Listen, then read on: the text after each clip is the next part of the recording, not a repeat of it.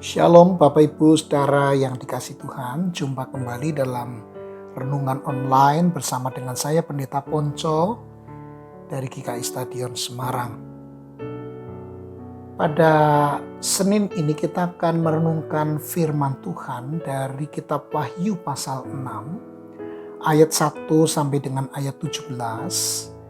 Namun saya akan membacakan hanya ayat 15, 16, dan 17 saja. Dan saya menganjurkan Bapak Ibu Saudara untuk tetap membacanya keseluruhan ayat tersebut. Nah, sebelum kita membacanya dan merenungkannya, mari kita berdoa. Tuhan, terima kasih untuk hari yang baru, terima kasih untuk kehidupan yang baru yang Tuhan peliharakan kepada kami. Dan terima kasih untuk kesempatan di pagi ini kami boleh mendengar firman-Mu dan merenungkannya. Kiranya Tuhan menolong kami untuk mengerti maksud firman-Mu untuk kami terapkan di dalam kehidupan kami. Di dalam Kristus Yesus kami berdoa. Amin.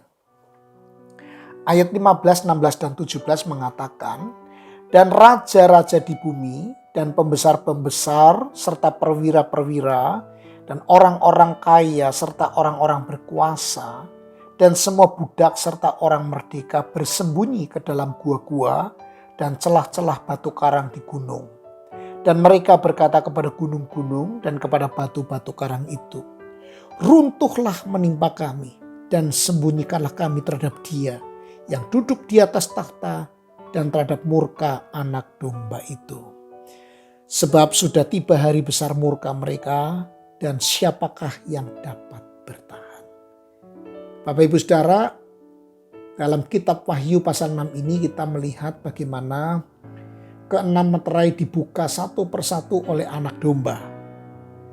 Banyak hal dalam teks ini yang tidak bisa kita pahami secara detail mengingat ciri kitab Wahyu yang penuh gambaran simbolis.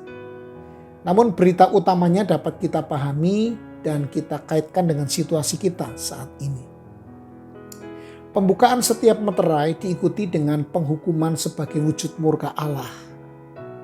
Murka Allah bukanlah pelampiasan emosi atau pembalasan dendam yang sewenang-wenang, melainkan bukti keadilan dan kekudusannya.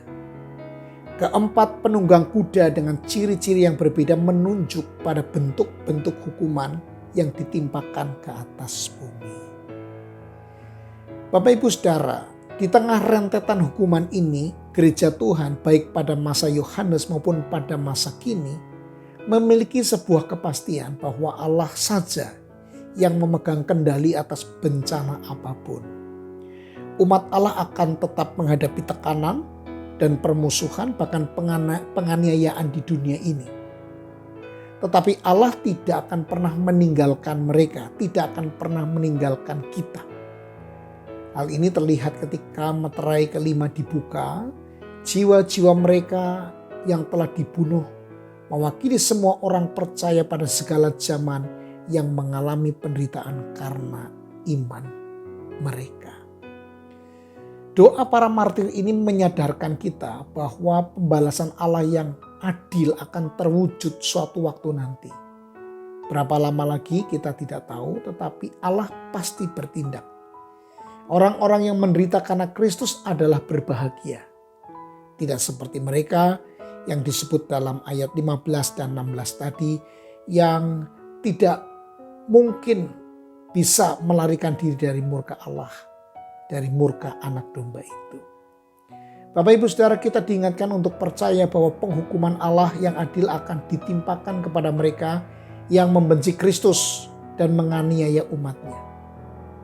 Sering kita merasa seolah-olah Allah tidak lagi mempedulikan penderitaan umatnya, sehingga kejahatan mengalahkan kebenaran.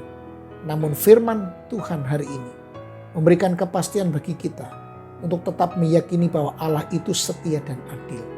Yang diminta dari kita hanyalah kesetiaan dan kesabaran dalam menantikan tindakan Allah yang adil. Mari kita berdoa. Tuhan, ajar kami untuk setia dan bersabar. Melihat keadilan Tuhan akan dinyatakan pada waktunya. Untuk menghukum orang-orang yang selama ini membenci Tuhan. dan juga menganiaya kami sebagai gereja Tuhan.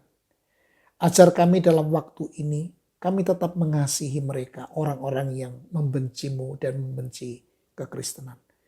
Karena kami percaya Engkau juga punya hati agar mereka boleh percaya kepadamu pada waktunya. Sehingga mereka terhindar dari murka Allah sebagai sebuah wujud keadilan Tuhan.